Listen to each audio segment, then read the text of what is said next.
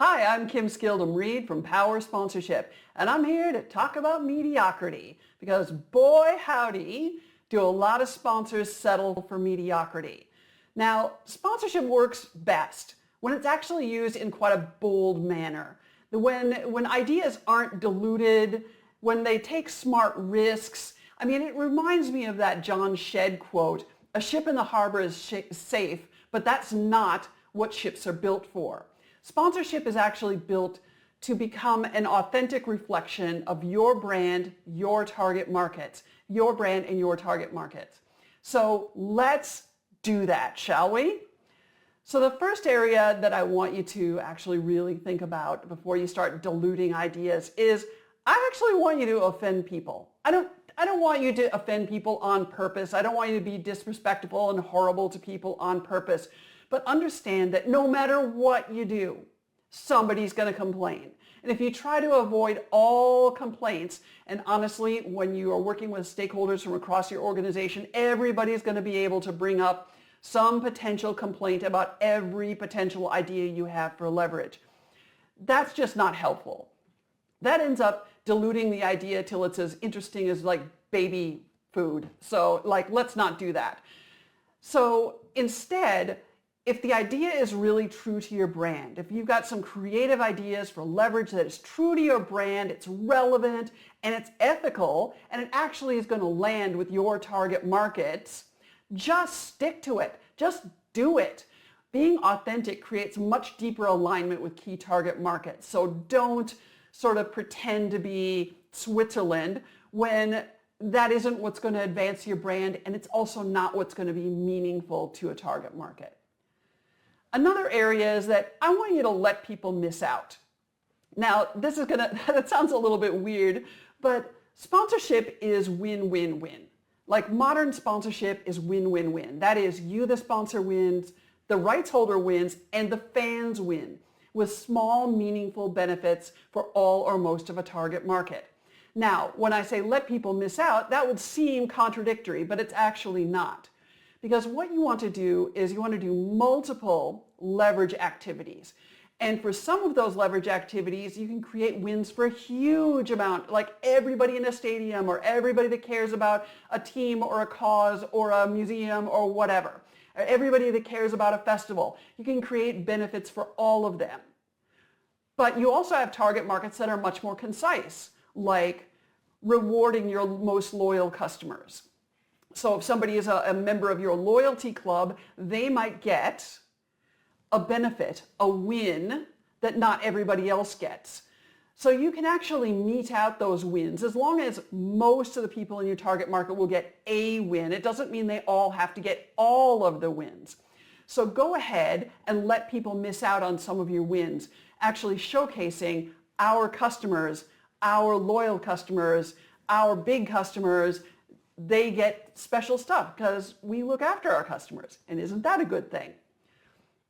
Another thing I want you to do in the bravery area is take a stand.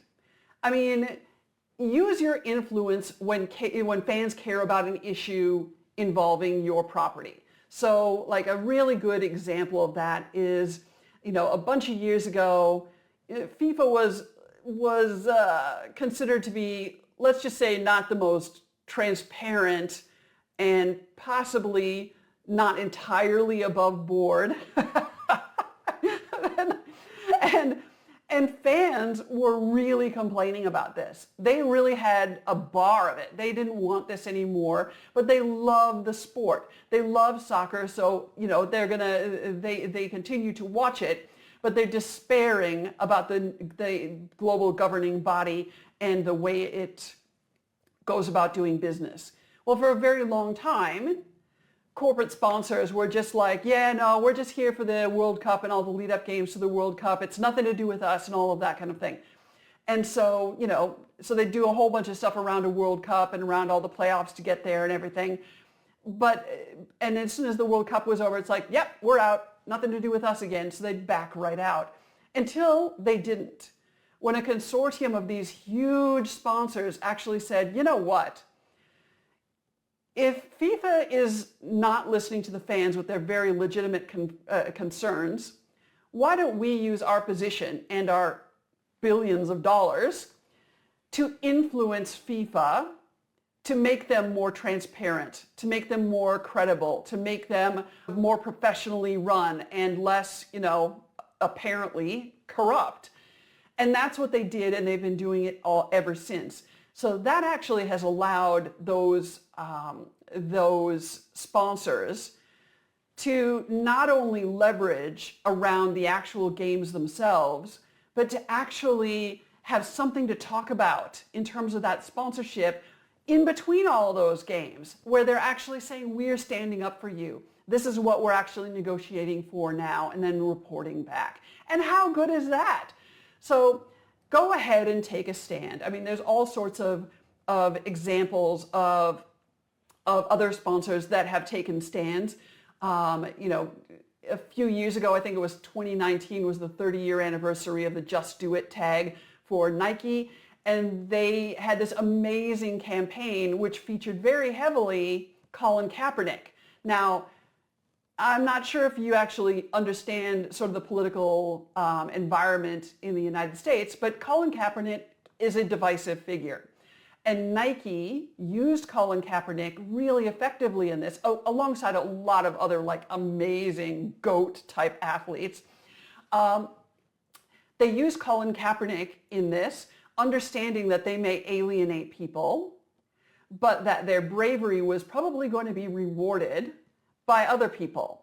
And that is what happened. So people that were like, oh yeah, well, Nike doesn't reflect who I am, were replaced by people that are like, wow, Nike really reflects who I am. So it was a calculated risk, and they did fine with it. It's been fine.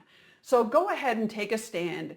If there's something that the fans care about, or there's something that's going to land and be really positive with the fans, go ahead and take a stand if it's authentic.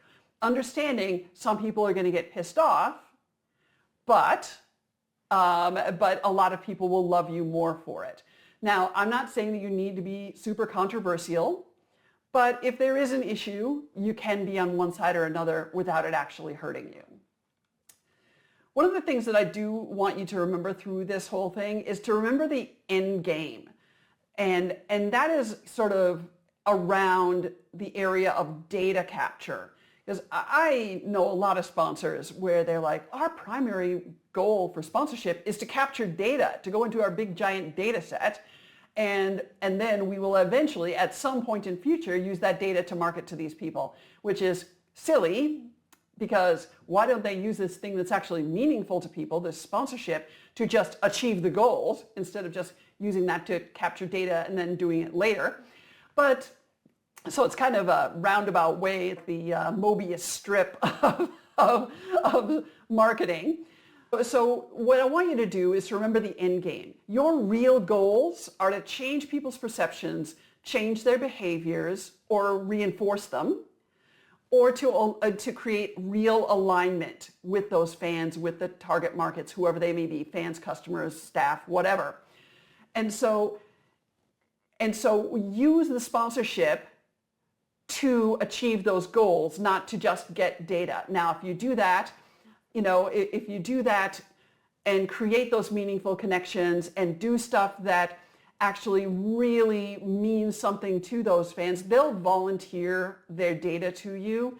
But if you overly focus on the data collection, like you and 25 other sponsors are doing some kind of an enter to win contest, and you know, even though you're in this business, you know that that's just a blatant data grab. That's what that is. And those people are going to get spammed forever. So it makes them cynical.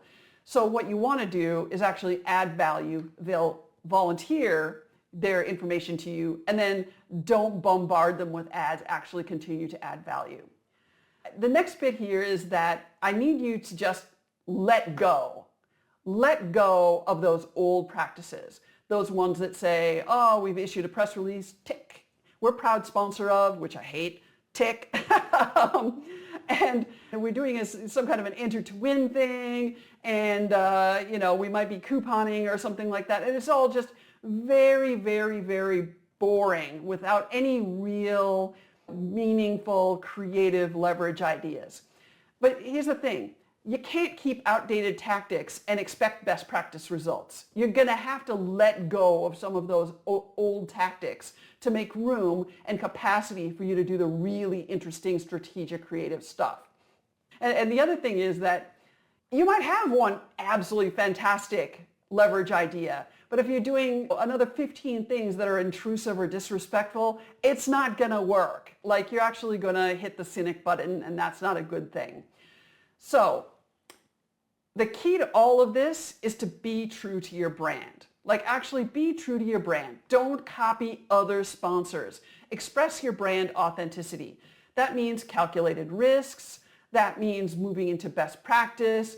That means aligning your leverage with your brand personality so it becomes a demonstration of who you are, what your brand is about. So it's like, if your brand is caring, is the most caring insurance company, then you want to leverage in a way that shows care and adds value in a caring way to the fans. Or maybe you're super innovative, or maybe you're super brash or nostalgic. You want to leverage in a way that is authentic to your brand. So be true all the way through. Those bold, aligned ideas create really standout moments, and safe ideas just blend in with all the other mountain of safe ideas. So the upshot of all of this is that there's no excuse for mediocre sponsorship. Like, there are so many techniques and so many tools and so many, frankly, consultants out there that can help you if you don't know how to do this internally. You know, that sticking with mediocrity, it's safe, but it's not going to have any impact at all. Best practice starts with you choosing not to settle for mediocrity. So again, I want you to avoid mediocrity by being bold, targeted, authentic, and strategic. So identify one area where you're currently playing it safe and plan a bolder approach. And then what I want you to do, please like, subscribe, and comment with what bold move could your brand take to make your sponsorships more meaningful. If you want a deeper dive on this, there's a link to a related blog in the video description. There's lots more resources on powersponsorship.com. That's my website. And there's a link to that website and lots of other resources, where you can find me on socials, and how you can work with me if that's something that you want to consider. They're all in the video description. Thanks a lot for your time, and I'll see you next time.